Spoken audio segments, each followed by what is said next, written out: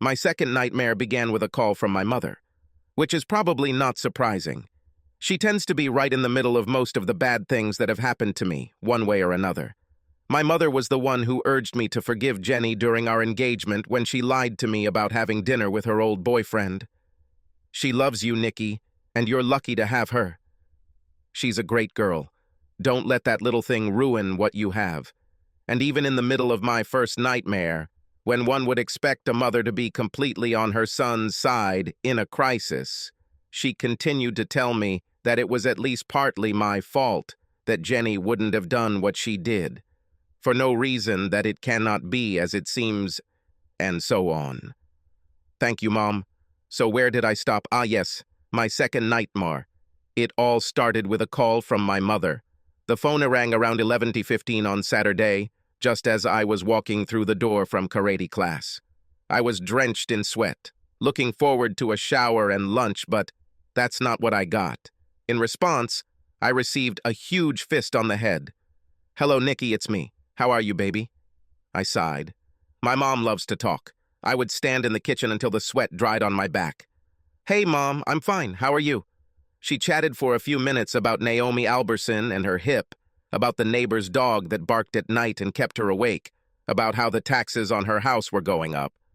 I listened with half an ear, sipping my beer, and waited for her to get down to business. When she did, I regretted that I had even picked up the phone.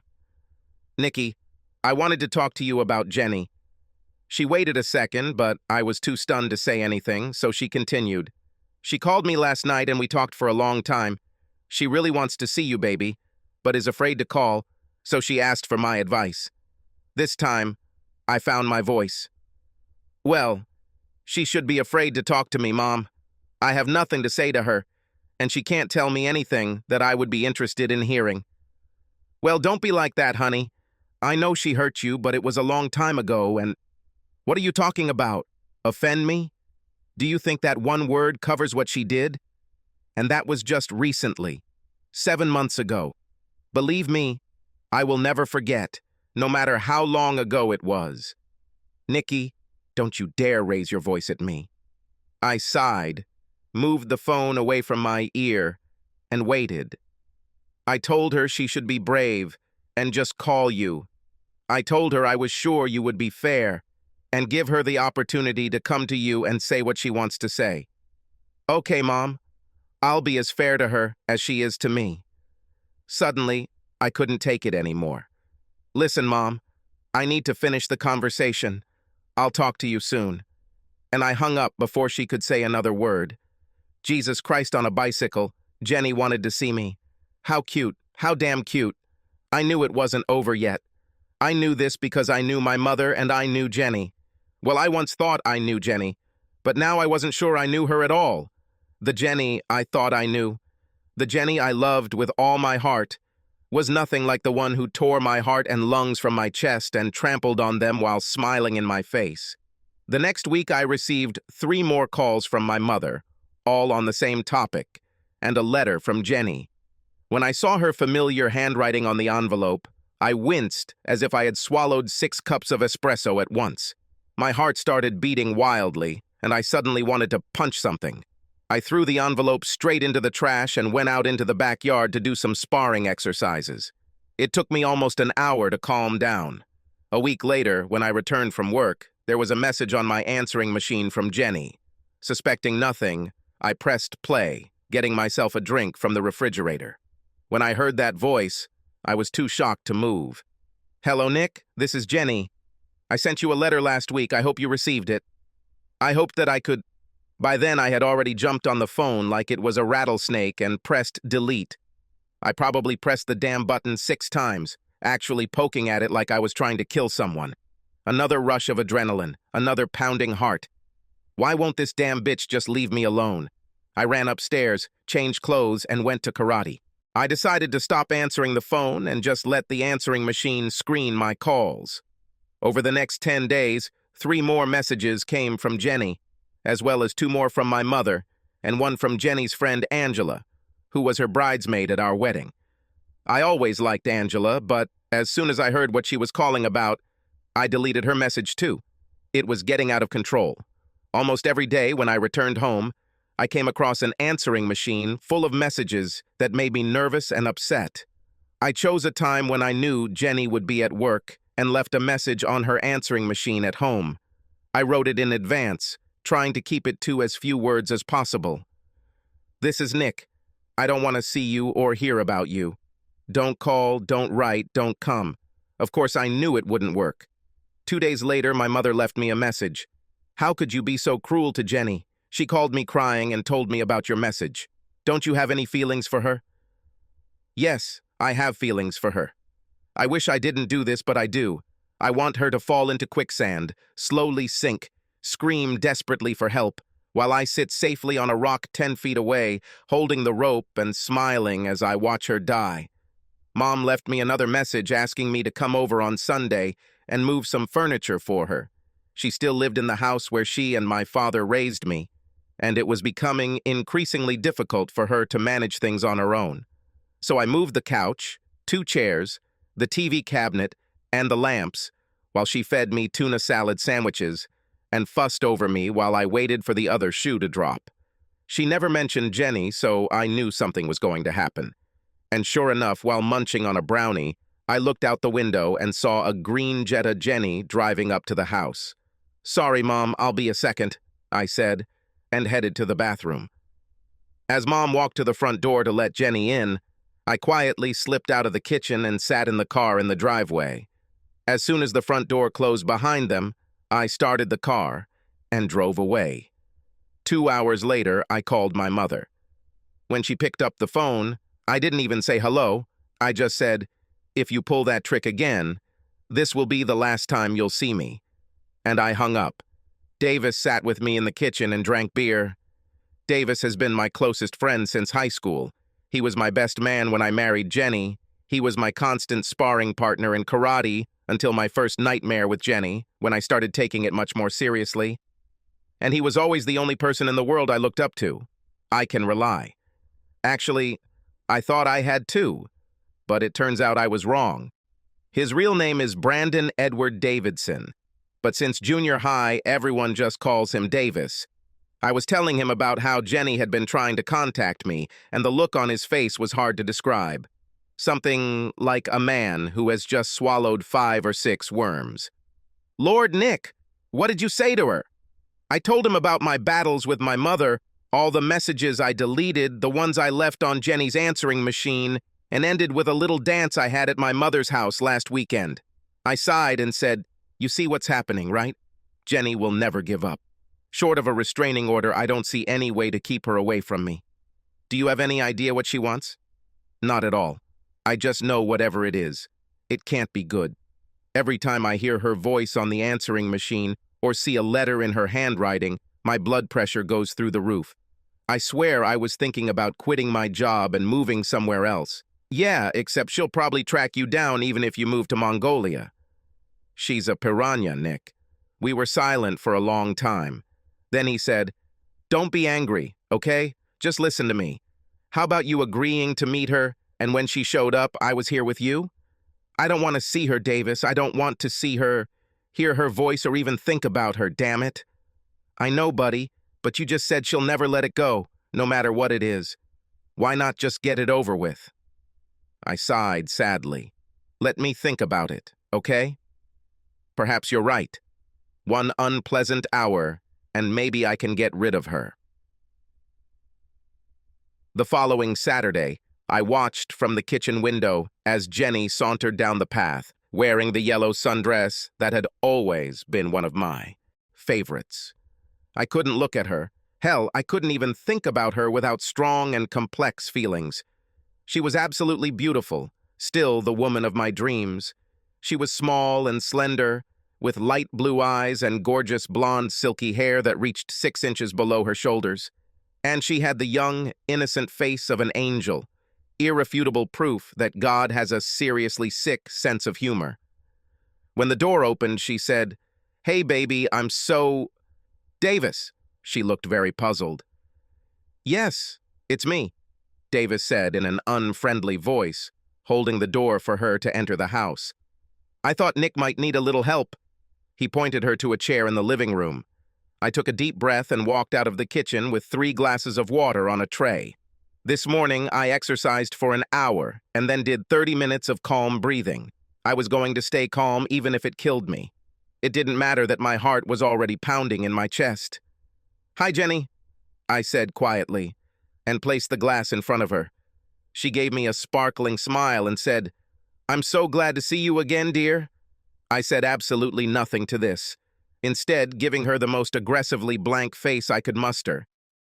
"This is your meeting," I thought to myself. "Let's just continue." "Actually, I was hoping we could talk in private, Nick." "I don't think so, Jenny. Davis is a good friend. Whatever you want to say to me, you can say in front of him." She hesitated only a moment, then pulled herself together. "Okay, baby, if that's what you want." I watched as she gave her face an expression that was both serious and pleading. What the hell does she want? "Nick, I understand that I made a terrible mistake. Worst mistake of my life, and I'm very sorry. Baby, I want to go home. I love you, only you, and I want us to be together." I thought I was going to faint, and it took all my energy and karate training to keep a straight face. I felt my heart beating like crazy, and I felt a little dizzy. I didn't move. Across the room, Davis growled, "Are you out of your mind? You're really not right in the head, you know that?" His voice was quiet but icy. "After the nightmare you put Nick through, you think you can just walk into this house and pretend nothing happened?" I didn't move a single muscle. In fact, I wasn't sure I could stand up without falling. I watched Jenny's face. She looked completely shocked by Davis's furious words. Finally, she managed to smile sadly. Apparently, she decided to ignore Davis because she turned straight to me. "I know I did a terrible thing, baby. I really do. You're probably still mad at me and—" "Stop it," I said. "Just stop, Jenny. Don't say another word." I slowly stood up and walked back to the kitchen, leaving a tense silence behind me. I ran cold water into the sink and splashed it on my face and neck, trying to get my thoughts under control. My brain was working feverishly. It must have been a cruel joke. Someone decided that I wasn't enough yet, so they were going to torture me a little more. I really thought I had gotten through the worst of it, but it seems I was wrong. At that moment, I learned something I would rather not know. I thought that when you really hate someone, you don't love them anymore. But I was wrong. I hated Jenny more than anyone in my life. But my heart sang. I heard the birds chirping sweetly in the trees, and my blood boiled with joy. She wanted to come back again. She loved me. To put it mildly, the discovery that I still loved Jenny, I loved her desperately, did not amuse me. This basically confirmed that I was in the middle of my second nightmare. I walked away from the sink, took a few slow, deep breaths, and walked back into the living room. Jenny and Davis sat in tense silence. They both looked at me. "Jenny, it's time for you to go." I said this quietly, trying not to show the trembling in my voice. "Baby, right now. You have to leave right now. You said what you wanted. I don't want to see you or hear about you anymore. I don't see how I can express it more clearly than this." I watched as Jenny's face blurred, and she began to cry. "Honey, I know I screwed up, but I really thought we were—" Her voice trailed off into sobs. I absolutely, positively could not stand it a moment longer. I turned away and, without turning around, said, "Davis, can you help Jenny get to the car?" "Of course, Guy." Without another word, I headed toward the stairs. I slowly went up to my bedroom, hearing Jenny's voice behind me, desperately screaming, "Nick, darling, please." I sat on the bed, feeling numb, and listened to the front door close. Then I waited for Jenny's car to drive away. Finally, it happened, and I trudged downstairs and collapsed on the sofa. Davis returned and sat down in the chair opposite me. Jesus Christ, on the back of a camel. He shook his head in surprise. "She just doesn't know anything, does she? After everything He looked at me and saw tears on my face. "Davis, I'm in complete shit." "What do you mean, Guy?" "I want to say that I love her. I love her madly. I want her to come back. Can you believe it? I still want her back. I couldn't stand it and started crying, the only time in my life I cried in front of another man. Even at my father's funeral, I managed to control myself until I was left alone. I'm sure Davis was embarrassed, but he was a true friend. He sat down next to me and put his hand on my shoulder, squeezing it tightly, and just held it there while I cried like a baby, like a damn child. I just realized I was telling you about my second nightmare. How about the first one, right? I mean, you were probably thinking, what the hell did she do with this guy? So I guess I'll tell you about my first nightmare. Not that it was fun. In one famous book, there is a story about a rich guy who was asked how he went bankrupt. He answered, gradually, and then suddenly. That's exactly how my first nightmare happened to me. Only I didn't know too much about what was happening gradually. Mostly this happened behind my back. I had several girlfriends before meeting Jenny, but she surpassed them all. She was gorgeous, funny, attentive, affectionate, honest, so I thought. And in love with me. In love with me. I felt like I had won the lottery. I mean, this girl should be with Derek Jeter, not the girl who would fall in love with your average 24-year-old electrical engineer in Dayton, Ohio. We dated for almost 2 years before I got the courage to ask her to marry me. Even then, even after we slept together for over a year, spending almost every night together at her or mine, I was scared to death that she would say no. But she didn't. She squealed, grabbed the ring and put it on her finger, and then kissed and hugged me deeply in the middle of the restaurant. People actually applauded. We packed a whole church, a white wedding dress, dropped off a bouquet, honeymooned in Maui, and then settled into a cute little 3-bedroom house and lived happily ever after. Well, scratch it out forever. Maybe replace it with about 4 years. It wasn't perfect, don't get me wrong. First of all, Jenny loved to party. She loved to dance. In general, she liked to go out and have fun much more than I did. One night at a club every 2 weeks was enough for me, while she preferred a couple of times a week. But we compromised. Sometimes we did as she wanted, and we went to a club, usually with a couple of her friends. Sometimes they did as I wanted, and we rented a video and stayed at home. The great thing was that both nights ended with us making love. Making love to her was amazing, sometimes loving and tender, sometimes energetic and hot. I've never been with a woman who gave herself so completely to me, who felt so open and complete the moment we did it. Our other problem is that I couldn't stop thinking that she was too good for me. How did I get into this film? I thought. A guy like me won't get a girl like her in real life. Kevin James would only marry Angelina Jolie in some stupid romantic comedy. Not that I'm like him, but you know what I mean. But she loved me and showed it all the time. And gradually my worries faded into the background. Whoever God wants to fuck, as they say, will first ease his worries. Or if it's not a proverb, it should be. It started gradually, about 4 months before suddenly. Of course, I didn't know anything about it at the time. In fact, most of what I'm about to tell you is something I pieced together later. While this was happening, I didn't suspect anything like the brainless husband cliché. When we went to clubs, Jenny almost always danced with other guys. Sometimes I danced with other women, but mostly I was happy to drink beer and watch her. I wasn't as much of a dance fan as she was. Jenny was so beautiful and so hot on the dance floor that there were always guys wanting to dance with her. There was a really cute guy there one night who danced with her 3-4 times, but I never would have thought anything of it if it wasn't for what happened later. The rest of the evening was completely normal, including Jenny slowly dancing with me a couple of times and hugging me as close as she could. We went home and had fantastic sex that night, as we often did after nights out. Well, turns out this guy is Alec. And doesn't the name itself tell you what an asshole he is? Most guys named Alexander are called Alex, or I think Sandy. But not this jerk. He should be Alec. Like, I'm so special. Normal nicknames don't suit me.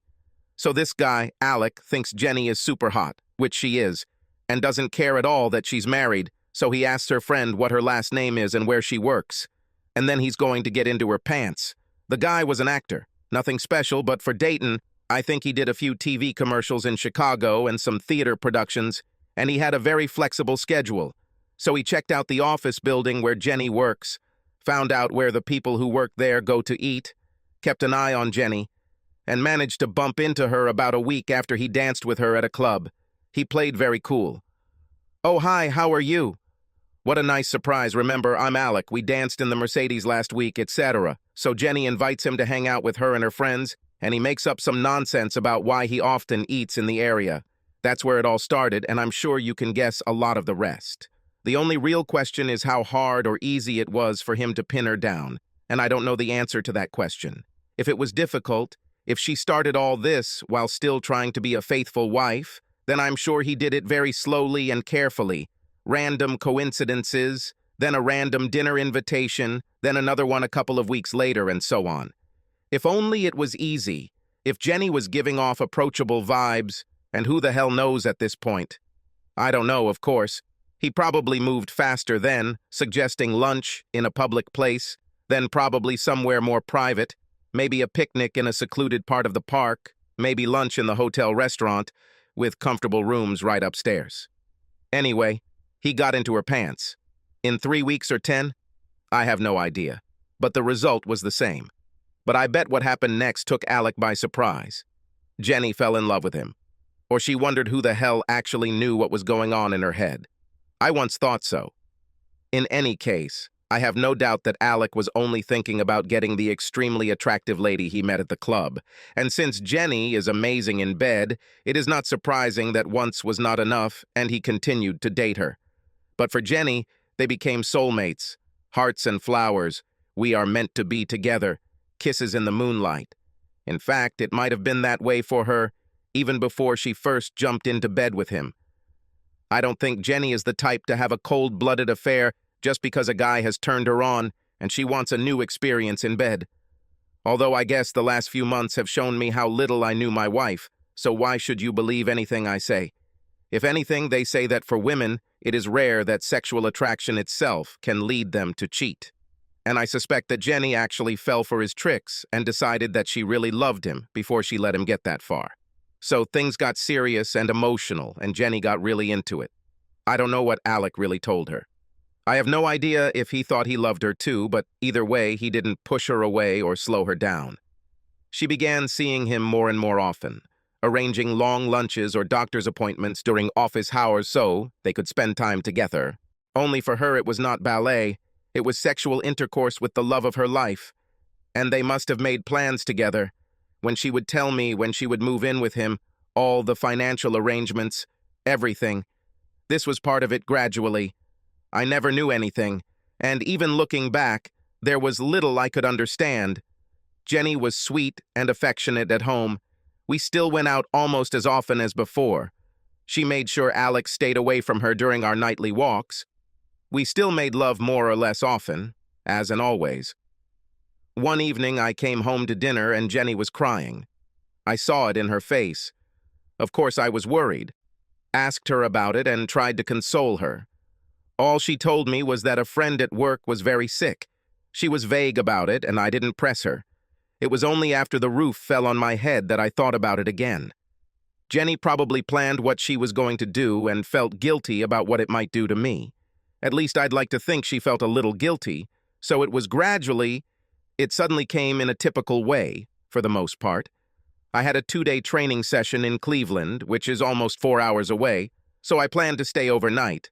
And then the first day's session was canceled. And since I wasn't due back in Cleveland until 10 a.m. the next day, I decided to surprise Jenny and go home for the night. It was a long drive, but I really love my wife. I bought a beautiful bouquet in Cleveland and hit the road around 6:30, arriving at my house around 10:15. There was a car parked in front of the house, but there were cars parked up and down our street. There was nothing unusual about that. Again, most of what I'm telling you is what I remembered later as I replayed it over and over again, obsessed, unable to get it out of my head, and I remembered all sorts of details that I was too overwhelmed to see at that time. I entered the house and immediately went up the stairs to our bedroom. The door was wide open, and after taking 2 steps, I stopped dead in my tracks. The room was softly lit by a couple of candles on the nightstand. Naked, Alec and Jenny were dozing in our bed. He leaned against the pillows on my side, and she lay with her head on his chest and her arms around him.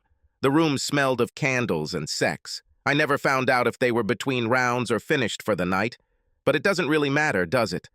I'm not very quick to think in situations like this. I tend to freeze or move slowly and carefully, rather than go crazy. The madness comes later. So, to my eternal shame, I didn't drag him out of bed and kick him in the balls. I didn't even scream. I dropped the flowers and said, "What the hell is this?" in a quiet, stunned voice. Well, their eyes flew open and they looked at me in fear. As for what happened after that first moment, I replayed that movie over and over again in my head 1,000,000 times. A smug grin appeared on Alec's face. What a deceived husband, poor fool. But I was not looking at him, but at Jenny. And after that first shocked moment when she grabbed the sheet and pulled it up to cover her breasts, from me, her husband, what I saw on her face was a soft, sympathetic look, almost with pity. She said, "Nick, I didn't want anyone to find out about it like that. Notice what she didn't say. Now I'm so sorry, or it doesn't mean anything, or he doesn't mean anything, or please forgive me, or I love you, or it was just sex." No, she just said this phrase to me, looking so calm and so sorry. And then, without the slightest sign of fear or embarrassment, she turned to the asshole and said, "I'll talk to you tomorrow." And she smiled at him. And Alec gets out of bed, still grinning, takes his clothes and calmly leaves the room and goes down the stairs. What am I doing? I'm still standing in the middle of the room, frozen, shocked, motionless, like Wild Coyote running off a cliff and not yet noticing that he's 500 feet up and about to plummet to the bottom of the canyon. Neither Jenny nor I moved until we heard the front door open and close. Then she said, still calm and benevolent, "We need to talk, dear. Let me take a quick shower and we can talk downstairs, okay?" And she got out of bed, pulling the sheet over herself. Why? Because I wasn't supposed to see her naked anymore after 4 years of marriage? I don't have the slightest idea. And she walked straight out of the room and into the bathroom, closing the door behind her. A moment later, I heard the sound of a shower running. There were a lot of things I could have done back then, and you might think I was a complete idiot for not doing any of them. I could go into the shower and beat the crap out of her, or throw all her clothes out of the bedroom window, or set the house on fire with her in it. Or I could get in the car and drive back to Cleveland, or just drive to a bar, or to Davis's house, and get drunk as hell. But at the moment I was only thinking about going back to Cleveland, and I realized that if I did this, I wouldn't see Jenny for another 24 years. As stunned as I was, I needed to know what the hell was going on. I mean, I knew what the hell was going on. I caught my wife and her lover in my bed. But I needed to know what it meant. Yes, I know. But besides the obvious, I needed to know the rest. How long? Why? Who else? What's next? I'm not angry yet. It just didn't fit in my head. That day I learned that you can actually see something with your own eyes and still not believe it. At least at first. So I went downstairs, sat at the kitchen table, stared at the wall, and didn't think about anything. For 20 minutes. I don't think I had a single coherent thought until Jenny walked into the room, beautiful, fresh from her shower, wrapped in a yellow terry robe, her hair damp and shiny. If I weren't still so overwhelmed, I would have started crying, screaming, and possibly throwing things. Instead, we sat and had the most surreal conversation of my life. "Nick, I'm so sorry you had to see that. I didn't expect you home until tomorrow, baby." "What's happened?" "Does it matter? They canceled today's session, and I wanted to surprise you." "A pleasant surprise?" I pointed to the flowers I had brought her, which lay lonely on the kitchen table. She looked down for a minute, then back at me. "I never expected it to happen like this. I was going to talk to you about this tomorrow evening when you get back from your trip." "Talk about what?" "About the fact that you now have a lover on the side, and you wanted to keep me informed? That's very kind of you, Jenny." She winced and shook her head. "No, Nick, it's not like that at all. Nothing like this." She looked at me intently, and even reached across the table to take my hand. She took my hand. Even now, I can't believe it. "Nick, I never expected something like this to happen. You have to believe me. Alec and I love each other, truly in love, and he is the person I want to spend the rest of my life with. I'm really sorry. What? I looked at her blankly. Are you in love with someone else? What the hell are you talking about? I didn't want this to happen. I swear to you, baby. But he is everything I ever wanted in a man. She must have seen the shock and pain on my face and hurried on. Oh, honey, don't take it that way. You were so wonderful to me, so persistent, loyal, and loving. But our life together is so, well, ordinary. You are strong and reliable. But with Alec, it's magical. It's exciting, wild, and unpredictable. Every moment feels like a roller coaster ride. I have never felt anything like this in my life before. Nick, I have to be with him. I'm really sorry. I was going to tell you about it tomorrow night and move out on Saturday. I think I should move everything up a day. Jenny, me. Lord, I can't believe it. How did it happen? How long have you been having this affair? Nick, it's not like that at all. She spoke sharply, then relaxed again. We first met in Mercedes about 4 months ago. We just danced a few times, nothing more. And then we bumped into each other a couple of times at lunch, and after that we started having lunch together. And it was incredible. We have so much in common, as if we were destined to be together forever, from birth. We just haven't found each other yet. I stared at her, desperately trying to collect my thoughts. I must have had an IQ of about 72 back then. And you tell me, are you saying that you are leaving me for him? She nodded, still holding my hand. Yeah, baby. I'm really sorry. I never meant to hurt you. Then her face got that damn excited expression again. I want to slap her every time I think about it, and she said, but it's just what's supposed to happen, Alec and me. After that, we sat in silence for some time. She probably looked at me with sympathy. Poor baby, I know I hurt him, and I was in some kind of comatose state. What just happened to me was so incredible that even in my dreams, I could not imagine that I was numb and stupefied. And the vows we took? You know, love and honor and cherish and leave everyone else and all that? Are you just joking?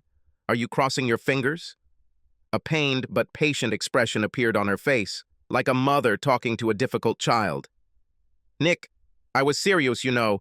I thought that we would be together all our lives. It's as much of a shock to me as it is to you. I didn't plan this. I didn't want this. It just happened. And if it makes any difference, I'm very, very sorry. Actually, yes. It's so unfair to you, I know. Silence again. I still felt numb, like I couldn't see or hear well, like my head was stuffed with cotton. A few minutes later, I suddenly stood up and poured myself a glass of water. Still facing the sink and not looking at her, I said, I want you and your things out of here by the time I get back tomorrow. I suddenly, desperately, even madly, wanted to be away from the house, away from her eyes. I guess I realized that I was about to lose her. I vaguely heard her say, "Okay, honey," and ran out the door without looking back. I only made it 4 blocks before tears started pouring out of my eyes, and I had to stop. I cried, sobbed, pounded the dashboard with my fists, kicked the floor, and generally looked like a 6-year-old child who had fallen into hysterics. This went on for about 10 minutes, with anger, pain, and sadness mixed together. And when it subsided, I wiped my face, started the car, and drove straight to Cleveland, which, amazingly enough, I managed to get there without hitting anyone or anything along the way.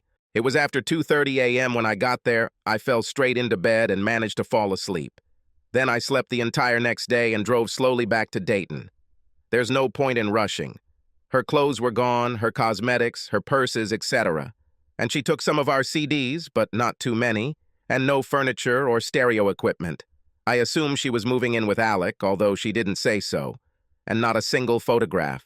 Not one of the many photographs of us, wedding photographs, honeymoon photographs, and candid photographs of us and our families that were displayed throughout the house. I don't know why she was worried, but she left me a note. 1 sentence, not even worth the time to write. Nick, I'm so sorry. I will always remember you. Jenny. So this was my first nightmare. Enough details for you? I hope so, because there is not much else that I can tell you about. With the exception of some consequences, I think you might be interested in this too. My anger grew slowly and tentatively as the shock wore off. It became a little more real for me that my beloved wife, the love of my life, left me, fell in love with someone else, and went to him. From the first night, I knew that I would never be able to sleep in our bedroom again after what I had seen. Without even looking around, I moved all my clothes and belongings into the guest bedroom. The double bed there would be big enough for me. It wasn't until Sunday afternoon that I returned to the master bedroom and looked around. In my mind's eye, I still saw them both naked in bed, with the pillows propped up against the headboard. I saw candles on the nightstand and smelled sex in the air. All this, of course, disappeared. Jenny changed the sheets, made the bed, put away the candles, and everything was as if nothing had happened. And at that moment, I went a little crazy. I'm not too proud of what I did next, although I think that's part of how I dealt with it. The clean, untouched appearance of the bedroom infuriated me. I wanted to see it again the way it was. I started to get really angry and started to cry. I took out the candles, put them on the night table, and lit them. And I opened the bed, pulled off the top sheet, and put the pillows as they were. I simply blew out the candles, left the room, and closed the door behind me. That's how I created my shrine in honor of my unfaithful wife, a bitch. But after 2-3 weeks, the fun left the project, or the madness left me, I don't know.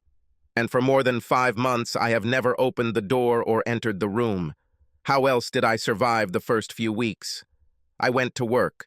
I didn't tell anyone what happened except Davis. He came over on a Saturday afternoon, and I sat him down with a beer and told him the whole story, every word I could remember. He looked at me in shock, in absolute amazement. All he said was, "Jesus Christ," several times, shaking his head. And when I finished, he just continued to sit there and shake his head. "This bitch," he finally said slowly. "And she thinks she's in love with this idiot? That's what she says. He is the love of her life, the one she's been waiting for all her life, even if she didn't know it before. While I don't know, Mr. Slow and Steady, the reliable but boring one she only thought she loved. We sat a little longer and he said, "I wanted to ask you what you were going to do, but it's too early for that. How about hitting some golf balls?" And that's how Davis helped me get through it. We hit golf balls. We watched football on TV. We drank beer, although, oddly enough, I never got drunk and didn't want to. We had a lot of long conversations in the first few weeks about Jenny and me and what I wanted to do now. Sometimes we talked about him and Kathleen, the woman he sometimes dated. I decided to keep the house. I could take out a mortgage on my salary, and I didn't want to move. But I decided not to file for divorce. To hell with it. If she wants to marry this jerk, she can apply and pay the lawyer's bills. It wasn't a big deal to me anyway. I canceled all my credit cards and got a couple of new ones. Talking to Davis also helped me realize that I needed to do something. I needed to find ways not to sit at home alone, staring at the walls. I did karate for years, once or twice a week, and worked my way up to brown belt. But it was just tomfoolery. Now I took it seriously. I started going to 4 to 5 classes a week and doing extra sparring in the backyard. Karate was perfect. It forced me to focus and be disciplined, to concentrate on what I was doing and nothing else. 90-minute classes turned into OSAs without the thought of Jenny, well, after a while anyway. And, needless to say, what a great outlet for my anger. To punch, kick, hit my opponent, or even into the void. I probably don't have to tell you how many times I imagined Alex's grinning face on the receiving end of my punches. And when I got to the 4th level of black belt, there are 12 levels, but almost no one gets to the very top, I started breaking the boards with my hand. It was very nice. So now you know what I know. And for me, that was more than enough to make me miserable, but not enough to really understand it. I mean, how does a woman who is happily married fall in love with another man? I know it's happening, but how is it happening? Jenny wasn't unhappy with me, and I still don't believe it wasn't me she was looking for. But that damn Alec put his foot in the door, and then he played with her, and somehow he made her believe that they were soulmates destined to be together, like Romeo and Juliet, Tristan and Isolde, Hero and Leander. I read a lot of books in college. Maybe Bonnie and Clyde. I watched a lot of movies, too. Now 8 months had passed, and I was starting to feel like the worst was over, and I could start thinking about a new life without Jenny. And now she says she wants to get back with me? I really hoped that after the day Jenny arrived, everything would be over. I listened to what she wanted and gave her my answer. I, of course, didn't let her spill all her chatter. But less than a week had passed before my mother started taking care of me again. By this time, I never picked up the phone, so it was just texts. She's sorry for what she did, Nick. She's truly sorry. You should have heard how she talks about you. You should give her another chance. That was the essence, although my mother found different ways to express it. I called her on Saturday morning, just before I left for karate, so she couldn't keep me on the phone. Mom, it's me. Please listen to me, okay? I have I repeat, no intention of dating Jenny again. Everything is over. Thinking about her, talking about her, seeing her makes me feel even worse. You are my mother and should be on my side, right? So please don't mention Jenny again. There was a long silence. Then she said in an offended voice, Well, of course, I'm on your side, Nick. Jenny is just so... We have to go, Mom. Goodbye. I interrupted her to say these words and hung up. My mom will never get this. Continued in the next video. Subscribe to the channel and click on the bell so you don't miss the second final part. The link to the second part will be in the description of this video below. Subscribe to our channel so that your second chaff doesn't cheat on you, and go ahead and listen to the next story, because this story is nothing compared to the next one. If you're under 18, don't even think about listening to the next one.